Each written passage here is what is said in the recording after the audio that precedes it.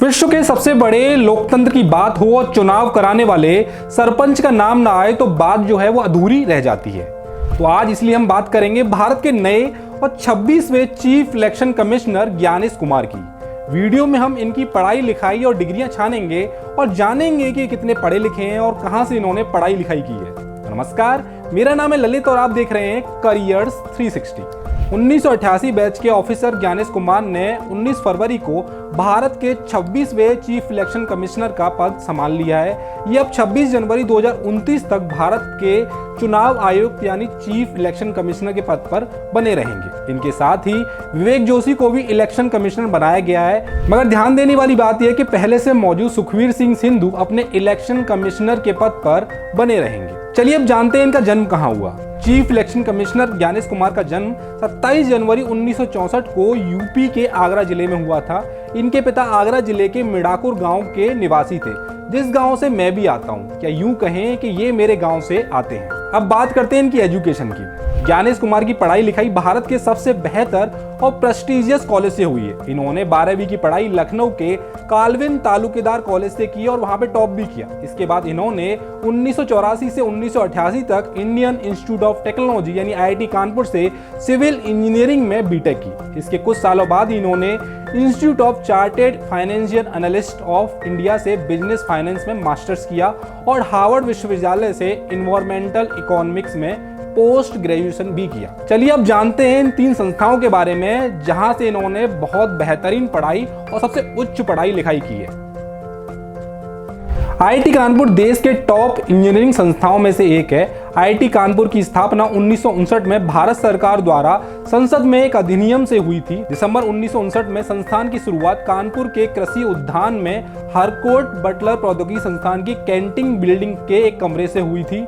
फिर 1963 में संस्थान को कानपुर के कल्याणपुर इलाके में स्थापित कर दिया गया। आज इसी स्थान पर यह संस्थान मौजूद है। इसके परिसर को अच्युत कम्वदे ने आधुनिकतावाद शैली में डिजाइन किया था।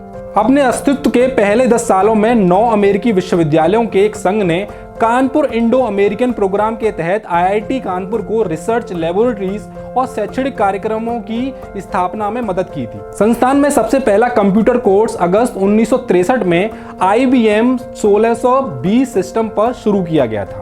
इसका कैंपस 4.3 स्क्वायर किलोमीटर में फैला हुआ है। इसमें 8,500 यानी 8,500 से ज्यादा स्टूडेंट अलग अलग कोर्स यानी UG, PG और PhD में पढ़ाई कर रहे हैं। ये तो बात हुई IIT कानपुर की। अब चलते हैं ICFAI में। The institute of chartered financial analyst of India यानी ICFAI एक नॉट फॉर प्रॉफिट सोसाइटी है। इसकी स्थापना 1984 में की गई थी। इसने 1985 में CFA प्रोग्राम लॉन्च किया जो फाइनेंशियल एनालिस्ट के लिए था। इसने 1995 में ICFAI बिजनेस स्कूल IBS की स्थापना की। ICFAI ने भारत में 11 निजी विश्वविद्यालयों को स्पॉन्सर भी किया है और करता है। यह 300 से अधिक केस स्टडीज और प्रोफेशनल रिसर्च जर्नल्स को प्रकाशित करता है जो कि मैनेजमेंट, फाइनेंस, साइंस और लॉ आदि के क्षेत्र में होते हैं। ये तो बात हुई इंडियन इंस्टीट्यूट की। अब बात करते हैं विश्व की सबसे प्रेस्टिजियस इंस्टीट्यूट की जहां से बहुत बड़े बड़े विद्वान पढ़े हैं, यानी हार्वर्ड विश्वविद्यालय। हार्वर्ड विश्वविद्यालय के बारे में हमने विस्तार पूर्वक वीडियो बनाई है जिसमें हमने इस संस्था के बारे में तमाम पहलुओं को कवर किया है। Harvard University was established almost 400 years ago in 1636. It is the oldest university in the United States. During the American Revolution, Harvard played a crucial role in educating influential leaders who contributed to the nation's independence. Over time, Harvard expanded its curriculum beyond religious education, transforming into a comprehensive academic institution encompassing diverse areas of study. It has one of the largest, academic libraries there with 20 million volumes to its credit. As I said, Harvard has about $50.7 billion of endowment, which is about 4.26 lakh crores in Indian currency. It's got an interesting way of collecting donations from its alumni also.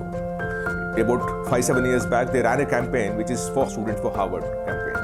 And there, about 1,53,000 of their alumni actually participated in donating money to Harvard. And the money they raised in those 3-4 years is about $9.26 billion.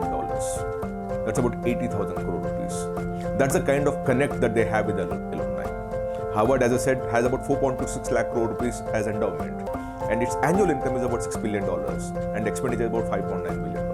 It's got about 23,000 students studying with it at this point in time. The campus area of Harvard is 5,457 acres. और graduation की पढ़ाई के बाद 1988 में UPSC का इन्होंने exam crack किया और केरल कैडर के आईएएस अधिकारी बने और तिरुवनंतपुरम में डीएम के रूप में इनकी पहली पोस्टिंग मिली थी।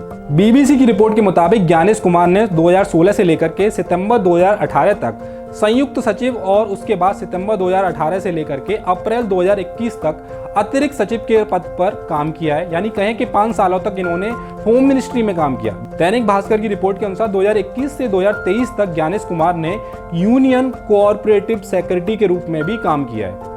इसके बाद 2024 में इन्हें भारत सरकार में इलेक्शन कमीशन का पद सौंपा गया। तो इस तरीके से इनका पूरा कैरियर बहुत ही सुनहरा और शानदार रहा है। पढ़ाई लिखाई के बाद अब जानते हैं कि कैसे बनते हैं सीईसी यानी चीफ इलेक्शन कमिश्नर। PRSindia.org के अनुसार केंद्र सरकार इलेक्शन कमिश्नर व चीफ इलेक्शन कमिश्नर की नियुक्ति, सेवा की शर्तें और उनके कार्यकाल के लिए 2023 अधिनियम को लागू किया गया था। इसका नाम है chief election commissioner and election commissioner act 2023। इसके तहत प्राइम मिनिस्टर की अध्यक्षता यानी प्रेसिडेंसी में 3 सदस्यों की कमेटी होगी, जिसमें नेता, प्रतिपक्ष और कोई एक यूनियन मिनिस्टर होगा। यह कमेटी राष्ट्रपति को मुख्य चुनाव आयुक्त के नाम के लिए सिफारिशें करती है। हालांकि इससे पहले चयन समिति 5 लोगों के नाम को शॉर्टलिस्ट करती है, जिसके बाद एक नाम को राष्ट्रपति के पास सिफारिश के तौर पर भेजा जाता है। जब ये सिफारिशें राष्ट्रपति के पास जाती हैं, तब मुख्य चुनाव आयुक्त यानी चीफ इलेक्शन कमिश्नर के नाम पर राष्ट्रपति द्वारा अंतिम मोहर लगती है। इसके बाद एक नोटिफिकेशन निकाला जाता है। नोटिफिकेशन के बाद मुख्य चुनाव आयुक्त को निर्वाचन आयोग में अपने पद और गोपनीयता की शपथ लेनी होती है। मगर ध्यान देने वाली बात यह भी है कि इस नए एक्ट के तहत ज्ञानेश कुमार नियुक्त होने वाले पहले मुख्य चुनाव आयुक्त हैं। हमने ज्ञानेश कुमार के कैरियर की बात की, अब बात करते हैं उनके कैरियर में उन्होंने क्या क्या बड़े बड़े डिसीजंस में पार्टिसिपेट किया। तो ज्ञानेश कुमार ने अपने कैरियर में भारत के कई बड़े फैसलों में भागीदारी निभाई है। इसमें अनुच्छेद 370 को रद्द करना भी शामिल है, यानी जिस कमेटी में ये थे उस कमेटी में इनका नाम भी था। बीबीसी की रिपोर्ट के अनुसार ज्ञानेश कुमार अतिरिक्त सचिव के पद पर भी रहते समय जम्मू कश्मीर के मुद्दे को देख रहे थे और अगस्त 2019 में अनुच्छेद 370 को रद्द करने की घोषणा की गई थी। इसके साथ ही ये राम जन्मभूमि तीर्थ क्षेत्र ट्रस्ट के गठन में भी शामिल थे। तो ये था ज्ञानेश कुमार का सफर, जो अपने अनुभव और कड़ी मेहनत से चीफ इलेक्शन कमिश्नर तक पहुंचे थे। अब इनके हाथों में आने वाले कुछ सालों तक भारत के सकुशल और निष्पक्ष चुनाव कराने की जिम्मेदारी है। धन्यवाद। ऐसी वीडियोस के लिए देखते रहिए करियर्स 360।